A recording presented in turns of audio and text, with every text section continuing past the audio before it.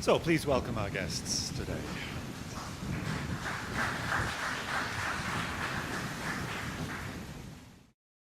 Today's conversation is with Graham Campbell and Mark Fewer, both musicians playing a concert of music by Stephane Grappelli and Django Reinhardt right after this conversation in a tribute to the Heart Club of France. Now, violinist Mark Fewer has been coming. We had Guy Few last week, I shouldn't say that. Violinist Mark Fewer has been coming to the festival for about the past 4 seasons. Graham Campbell's been coming a little longer, about an extra 22 seasons, I'd estimate, Graham. But You'd never know he was older than me. You'd never know. But we're not here to talk about Graham's time as a toddler at the Festival of the Sound. I want to ask both of you, maybe we'll start with you, Mark, what a typical month might look like in the life of Mark Fewer, the violinist. First of all, I would just say, it's funny you should confuse me with Guy Few, because the shirt I'm wearing is something Guy Few picked out for me. We were in his hometown of Saskatoon, and I'm very good friends with his whole family, and so I had, for the first time after knowing them for years, having dinner at their house. We went out to a place to look at men's clothing, and I walked in, and Guy had friends that owned this store, and I was just there kind of tagging along. And the guy just said, "Okay, you are leaving here with something fantastic," and this was it. So yeah, this is via Guy Few. A typical month. Well, this summer started with I was doing some replacement therapy for a string quartet. Scott St. John, who you will know as a member of the St. Lawrence Quartet, has recently had a child, he and his wife. And so I was replacing him inside the St. Lawrence for about 6 weeks. And that was, at the tail end of that time was the beginning of the summer. So that was a festival in in Charleston, South Carolina. Spoleto Festival, which was fantastic, playing things like Schubert Cello Quintet and a little bit of jazz, actually, that I had arranged for some Dave Brubeck tunes.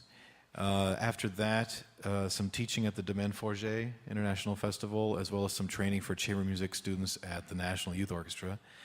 And I flew out, in the middle of that, I flew out to Vancouver to record a new piece that had been written for me by Phil Dwyer for violin, stage band, and string orchestra.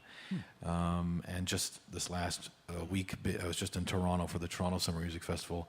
Last night, playing a concert of Schoenberg Verklärte Nacht, string sextet, and Webern's Long Sommersatz. The night before that, actually, Graham and I played a set of tunes at the Conservatory Theatre in Toronto as well. So, wow! And none of that even mentions your full-time job at McGill. No, that's right. Well, I've seen some of my students in the last month who I either run into on the road or they'll come find me for a lesson. But yeah, my full-time position is as head of strings at McGill at the Schulich School of Music. Wow. Graham? Well, a typical month for me. One weekend in particular comes to mind as a good example. Last summer, I played with my dad in Ottawa at the Ottawa Chamber Music Festival, and they had me in a nice hotel, and and it was all playing music with the Zapp String Quartet from Holland. Oh yeah. And thoroughly enjoyable, wonderful gig for me. And then I think the next night I went straight to Sudbury and played with a top 40 band playing dance and classic rock in a CD bar where we were put up in a dingy, windowless room in the basement underneath the bar. So that's kind of the range of performances that I'm dealing with. Defined by the hotel rooms, yes. What does your business card say? Does it say pop guitarist, jazz guitarist, or doesn't it matter? It says just guitarist. So anything that has to do with the guitar, I'm willing to give it a shot. I kind of gave up on categorizing myself a while ago. I used to have business cards that say Mark Fewer, violinist, but now I just give out a card that says Mark Fewer, and people can put what label they want to on me. So, because I know there are lots of people who know me as a violinist in the classical tradition, or solo with orchestra or jazz violinist or exclusively just as a teacher. They might know me just as a teacher. All those things are things I love to do. So putting that all down on a card, it gets really complicated. So my name's Mark. Nice to meet you. Right. Do you think that the divide is more in the way the audience listens or in the way the musicians play? The divide in categories? Good question. Well, certainly any audience that comes to any concert will have, person by person, a different set of perceptions of what the concert will be about, and maybe about what the performer is all about. Because there's a certain sense of anticipation I guess an audience can have if you're about to come to a concert. And for example, today we're celebrating Stephane Grappelli and Django Reinhardt. I remember going to see Stephane Grappelli play his 86th birthday concert in London, England. And all the way there, from the hour it took for me to get from my southwest London home to the Barbican Centre, it was, I was just, I was tingling the whole time. I was so thrilled about it. So that sense of anticipation, I think, is very real and can certainly be something that then injects itself into the performance. Because it was a tricky 20 seconds at the very beginning of that concert when, after having been led out onto stage with some assistants, Stephane sat down in a chair, put the fiddle under his chin, and the first sounds for about 20 seconds coming out of the violin were very bad. And I think many of us, our hearts sank. But then after that 20 seconds was over, it was spectacular for 2.5 hours. It was just amazing. At 86, he sounded like he was 25 again. It was amazing. Wow. Graham, the makeup of the band that we're playing this music, just describe the band, would you? Well, the band is, besides Mark Fewer, who lives in Montreal, all friends of mine from Toronto, basically. And it might be worth noting that typically when we're playing together, it's perhaps in a park on a sunny afternoon, or maybe at my house at 3 in the morning after a number of beers. And that's kind of the context that we usually play with each other. So there are 3 acoustic guitars, and you all share the role, as it were, of Django Reinhardt? Yeah, we're all taking our turns with the spotlight. And a string bass. Yeah. Okay, let's pursue this the sound of the Hot Club of France. Where did Reinhardt and Grappelli draw the sound from? What did they bring to it? What traditions? Well, when I think about what I first heard in my own perception of the sound of Django Reinhardt, the first thing that came to my mind was, being a Newfoundlander, it felt very, I won't say Celtic, but it felt very earthy. And the swing side of it obviously was immediately attractive to me. I felt like there was a side to the idea of it being gypsy that had a freedom to it that I guess people still find very appealing. And for me, that's the greatest appeal to it. And I think the fact that it has lasted as long as it has as a very vibrant musical form, this kind of hot club sound, because there are now hot clubs everywhere, right? There's probably a hot club of Paris Sound too, I don't know. But we've got there's like a hot club of Montreal, there's a hot club of San Francisco, a hot club of Austin, Texas. I mean, there's a hot club everywhere now. And that sound is, I think, something that people are attracted to because it is a sense of that freedom. Yet the technique you need to play a lot of this stuff is pretty advanced. It's not like you're playing in first position all the time on the violin, or when you're really figuring out chord progressions on guitar and figuring out how to play through solos. That stuff takes a lot of hours. There's a lot of. I think Yuri Manuin found that out too when he was. Right. Yes, that's true. Very true. Your thoughts on this? Well, the big difference between playing this style of jazz and the style of jazz that I normally play is the acoustic guitar versus the electric guitar. So I usually play jazz on my electric guitar, and when I went to school at Humber College, that's what I always used. That's what I always studied with and practiced with. So for me, it's a big difference playing on acoustic guitar, and I think it brings a kind of more folky sound to the music. Is there a different relationship, do you feel, to the instrument? Like for me, if I was playing electric violin, the fact that the electric violin doesn't make any sound, and except for barely something you could hear under your ear, and in a sense, it's good for me to practice late at night in a hotel room with something like that. But certainly the tactile and physical sensation of being in a very intimate relationship to the instrument is something I adore. And so I'd imagine there's got to be that difference for you as well. Yeah.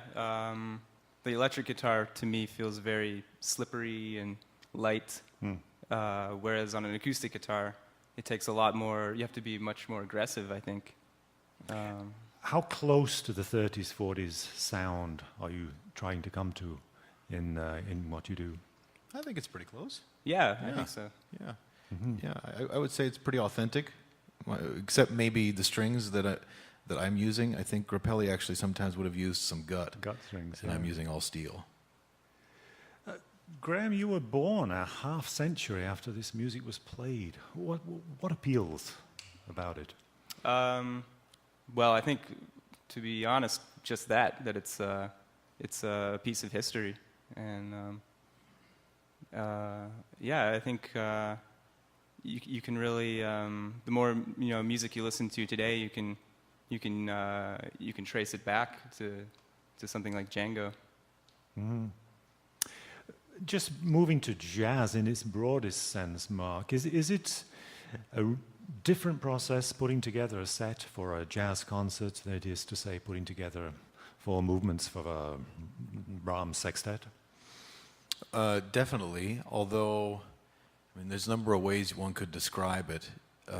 First of all, when you're playing, I'm thinking of the last thing I would have done here last year, would have been Brahms' G minor piano quartet with Jan Lisecki, right? Yes. And Doug McNamee on viola and Mark Johnson on cello. That was a great concert. I remember that. And putting that together, one has in one's mind a sense of an ideal that you start with and that you try to move towards as you perform. And the concrete nature of the structures of the piece of music that Brahms wrote, those are things he worked on for a long period of time. And in fact, Brahms famously would burn things that he didn't like the form of, or sometimes even the content of. And so we only have a few examples of pieces that he would have written that still exist, that if you were to play them through, they actually don't sound very good. And that's because he really tore his hair out to put together a masterwork. So something like that, putting together a masterwork and trying to approach it and to then communicate that to the audience, there is about, well, let's say at my age, I'm 39, for last year's concert, you could say that I've been practicing for that for 36 years, right?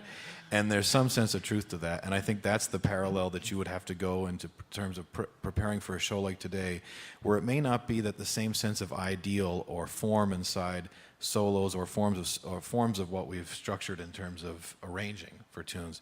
Those things are present, but then what we're going to find inside improvisatory moments, you can't know until you're there. And in a sense, you have to be willing to fail once in a while and allow that to be okay, and even for that to be part of the process of the improvisation. So that's a very different set of variables. But again, you could say I've been practicing for this show for 37 years now. Yeah. Is it in any way intimidating to know that Grappelli or Reinhardt played the solos that you're striving to recreate in a different way? Yeah, I think so. Well, for example, the other guitar players tonight have studied Django much more extensively than I have, and they've really figured out exactly what he's doing. And then they sort of take that and they add their own things that they've picked up elsewhere. So you kind of hear a fresh version of Django almost. Yeah, I would say that I for a while really wanted to try and sound like Grappelli. But I can never sound like Grappelli. I've given that up. Even though maybe once in a while it might sound like there's a little Grappelli in there, it has to basically be me. I remember as well, I used to be really attracted to Stuff Smith, another great jazz violinist, and I wanted to sound like Stuff Smith. But that all becomes part of a larger mixture that you hopefully can bring to the moment you're playing. Just as it does in the classical, you're not trying to emulate a great violinist. Yeah, I will never sound like Heifetz, so I'm not going to try to sound like Heifetz. But then again, not to be a jerk about it, Heifetz would never sound like Mark Fewer. He probably wouldn't like it, but that's just part of the presentation. You grew up in Newfoundland, Mark, as you just mentioned. How did you arrive at both jazz and the the classics and the broad range of what you do. I mean, what path took you there? Did you study all these different things, or did you work them out? Growing up in Newfoundland, if you own a violin, you can't possibly own a violin and not play Newfoundland fiddle music, which is really Irish music, Irish jigs and reels. And so I did a lot of that when I was young, although I started violin through classical training. And when I was about 10, through the marvel of public education in Newfoundland back in those days, where every school had a great music program, they really invested a lot of money in the public education system into great music programs. I had the opportunity of playing saxophone. And so I actually first learned how to play jazz on saxophone. And I didn't really start transferring any of that information into violin speak until I was about 15 or 16.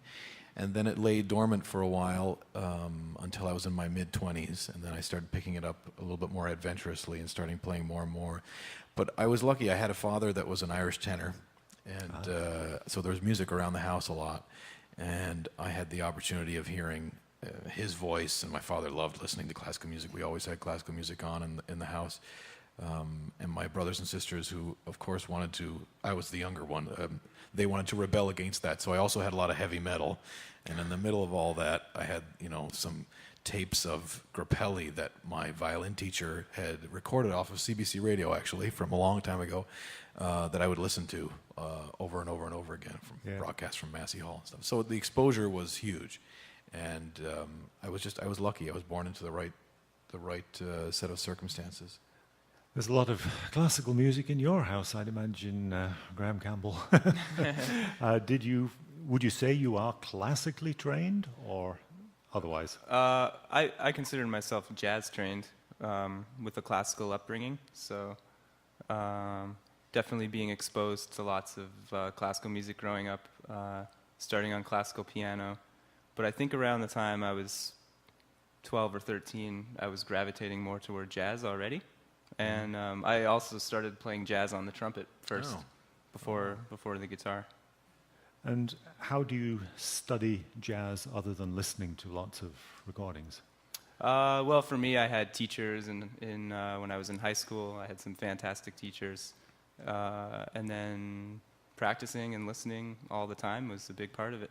Mm-hmm. Yeah, there's a lot of listening that has to go into it rather than read out. That's the big difference between a lot of classical playing and a lot of jazz playing. A classical player will put something in front of them, and they can be technically incredible and maybe sight read it perfectly, but it might not be part of the ear's process. It would be something very visually stimulated.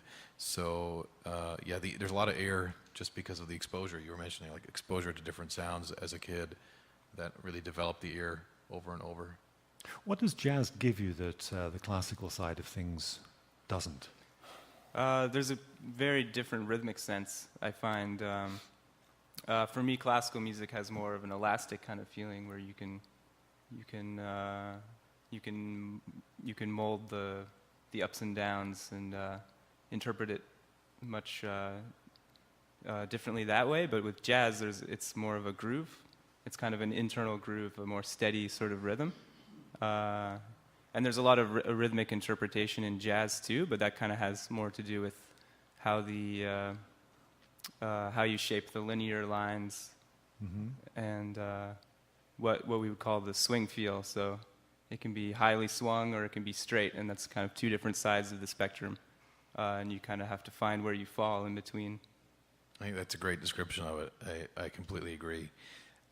I often think to myself, it would be great if string quartets would go out on stage, and when they're ready to start their first movement of Haydn Opus 77, number 1, they would go, a 1, a 2. I'm not feeling it yet. No. Okay, a 1. You got it? I got it. Okay, 1, 2, a 1, 2, 3, 4. And then they're carrying it, right? And jazzers, of course, do that right away. It's like, okay, we're going to feel it first, and then we're going to sound it. And classical people often don't really do that. They go and then dive into this big pool of possibility. Or they wait for the conductor. That's right. Yeah. But it's a very different experience that way, and the feeling of rhythm I totally agree with what you said, Graham. I think that was brilliant. Like the And- feeling of rhythm is really where it's different. Something that we do a lot when I'm jamming with my friends and at my house just for fun, when we're playing some jazz, we'll turn on a metronome before we start and kind of feel a tempo, and then we'll play for maybe 10 minutes, and then we'll stop and we'll turn the metronome on and see if we're still playing at the same tempo that we started at. Yes, yes. And that's a big goal / challenge for jazz musicians, is to be able to keep that steady tempo, and that's a big focus of the music, which I think is a big difference between jazz and classical music. Yes. And Mark, you mentioned the word freedom earlier. Freedom, in this case, I guess, within the improvisation. Obviously, that's stronger in jazz. Yes, although within the last 20 years or so, we've seen a veritable explosion in the Baroque music world, which has opened up a similar door of exploration. And that's another field of music I just adore, particularly because of the freedom allowed. So a lot of old manuscripts from the 1600s that don't have full answers in front of you, you have to bring your own devices to them and recreate or co-create the production of a piece of Veracini or Handel or Gimignani or Pandolfi or whoever. And I think that, for me, is very much akin to taking a lead sheet in the jazz world and looking at the chord changes, looking at the concepts of the melody line, and then branching out from that and seeing what you find. A lot of the Baroque side of things has to be studied, doesn't it? It's actual music history, let's say. Absolutely. You've got to, I think it's the dig same deep. though. I think it's the same though in the jazz world. You need to study different styles of different players, and you need to spend some time. I mean, I spent at one point I was spending a lot of time, and I wish I could do this a lot more, transcribing solos of people like Stuff Smith or Stephane Grappelli, because that is the best way to digest. At least I found that to be the best way. Yeah, I think most experts would agree. Yeah, the best way to digest the information and to really have it available to you for your use. That's is hard to through that do. You transcription. slow it down to sort of half speed and transcribe? Do you use a program to slow it down? Sometimes I do that, yeah. Yeah. Okay. Yeah, I do the same. Yeah, there's a computer program you can use. Okay. Yeah, it's very neat too, because you can slow it down and be listening to all this information at half speed, and there'll be so much more information that your ear is picking up at half speed than you would have heard at full speed. Yeah. We had Very interesting. we had a guest at Humber College when I was a student there, who came to talk, the great Dave Liebman, who used to play with Miles Davis, the saxophone player. Wow. And he gave a whole clinic on transcribing, and his advice was to learn to sing the whole thing first, and then after you learn to sing it, write it down, and then after you've written it down, then play it as the final step. You know, it's funny. I just spoke to a cellist friend of mine who said that that's exactly how they learn a new concerto. That they get the score of it and they'll sing it to themselves first, and then they'll start writing it out, and then they'll start playing it. It's very interesting. Well, but let's leave it there, sort of with the thought of you both singing the music and then transcribing it for your own instruments. It's time to move back to the 30s and 40s, and I'll let you get ready for this tribute to the Hot Club de France. Thank you, Keith. Thanks a lot, Thank Keith. you. Enjoy the Graham show. Campbell, Mark Fewer.